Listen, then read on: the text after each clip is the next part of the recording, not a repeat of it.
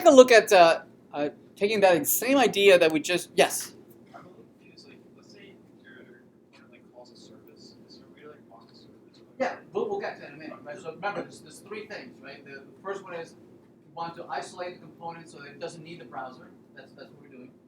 Then we need to isolate from any services that are out there, right? That we want to mock those. And then, well, we also did the third one, which we want to simulate the user as the user interacts. All these three things need to be isolated and mocked, right? So that you can take the component under test and treat it as a unit all by itself, right? So we took care of two of those two issues, right? We still need to look at the mocking services. We'll do that in a minute.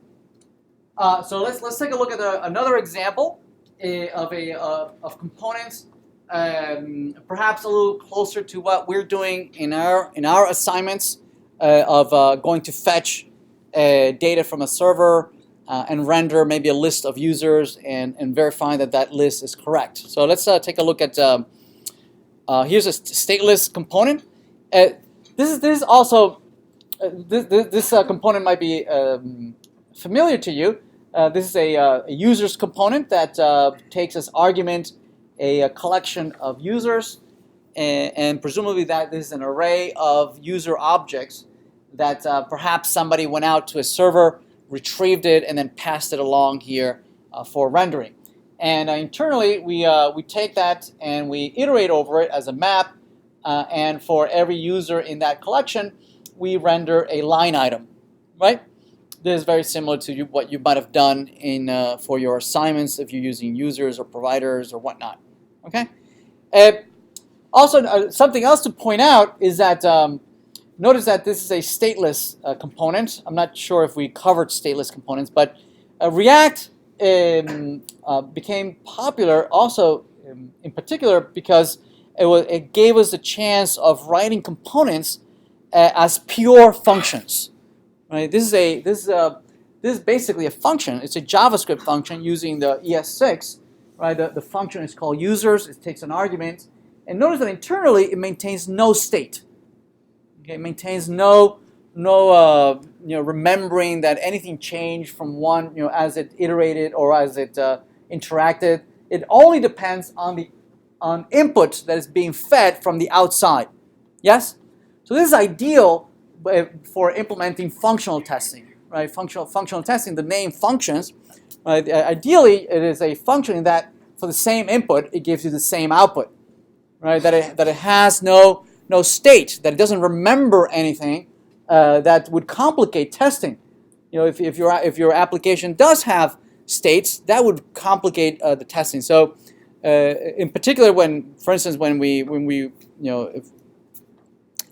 write components in web, we try to follow functional programming so that we facilitate the writing of functional tests, right? That we don't maintain any state in what needs to be tested.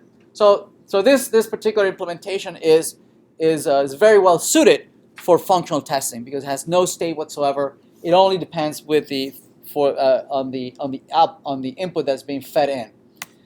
From the outside, we can certainly have state, and we need to test whoever is maintaining state. Obviously, that needs to be tested on its own. But it downstream, all the components that do the rendering can be treated as just unit tests, of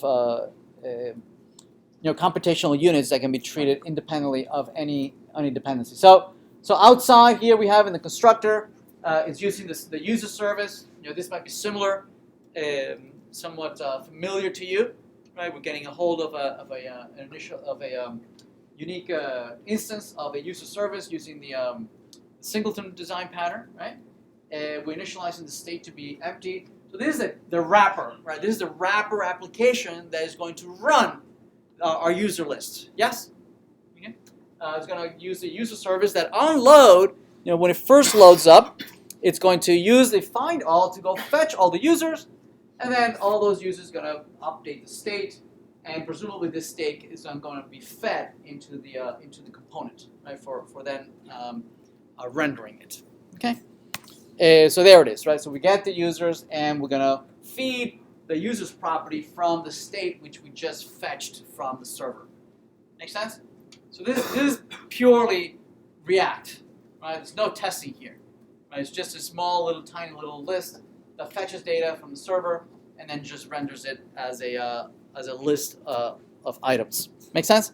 All right, so we want to test this, right? And again, this goes into what you might already have in your implemented in previous assignments, or what you might be already implementing for the upcoming assignment. Yes, where you are implementing all these unit tests and coverage for the server side. We're gonna do the same thing later on when we come back from the break.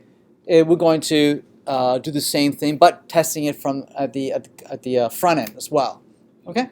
Anyway, so we have this little tiny trivial React component, and this is what a test might be. We're gonna use the same React-test-renderer library. We load React. We load the function under test, which is our users. It's just a plain old function. It's a plain old function. That's all it is in there, which takes as argument a user's property, right? So in our test, we're calling it render all users. We use the renderer.create function to provide it with a component that we want to render. Notice here that we're not even using the service, right? We don't even use the service, right? We're not even using the app, right? We're using services here that we're passing the array of users as an argument to the user's property. So here it doesn't even use the user service or anything, but we'll see in a minute how that plays into this. We look at the JSON. We say component.json. This generates the snapshot. It generates the snapshot, and the snapshot looks something like this. Right? There's our UL with our LI for Alice and Bob. Right? If we somehow mistakenly or inadvertently go in and modify our users and re-implement it somehow, and instead of ULs we start using a table instead of a UL, and instead of an LI we use table rows, right? And when we run that test again, it's going to check to see, wait a minute, the DOM that you had originally doesn't match your new DOM, right? And it's gonna let us know your test failed. Right, the DOM that I expected is not that we actually got. It doesn't match the one that we expected. Make sense? Right? Yes. So this is just keeping track of like previous build. Yep. Making sure it hasn't changed. Exactly, and that's the whole intent of testing, right? That you have an expected value and you have an actual value, right?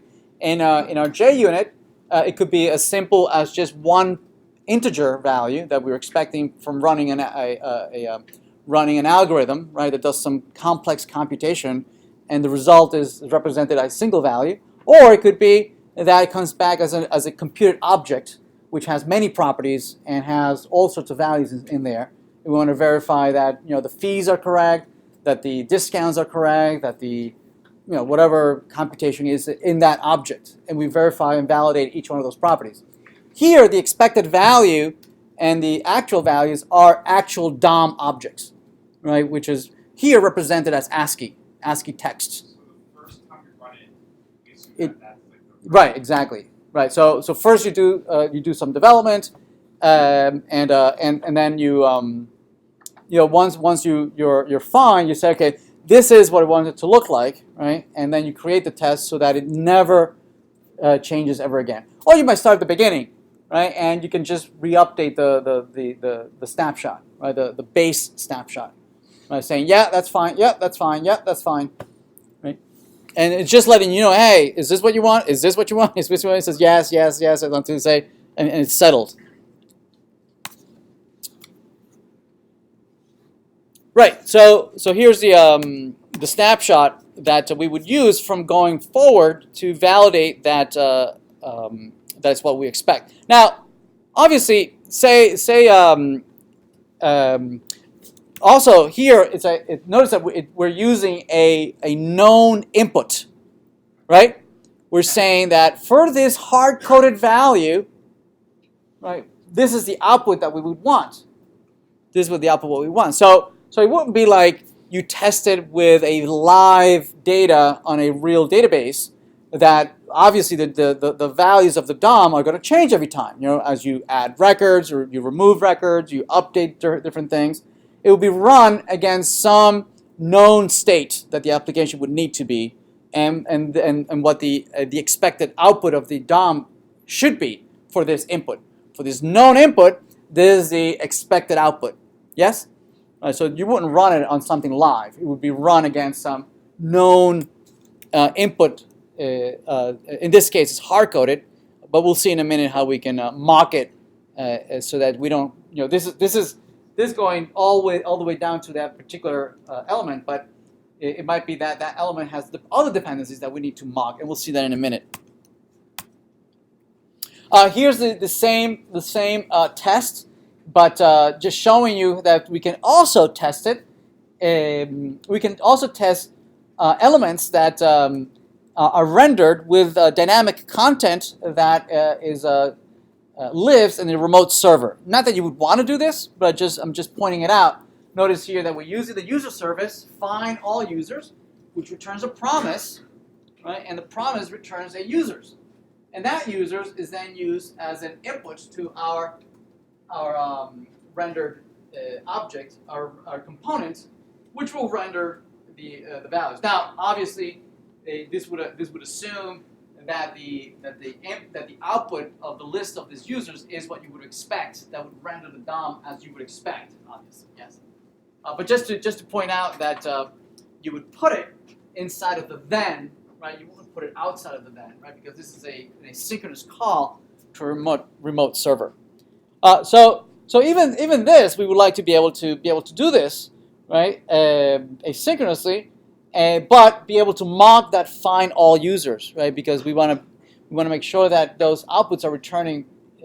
The output is coming back from the server is returning something that we can control.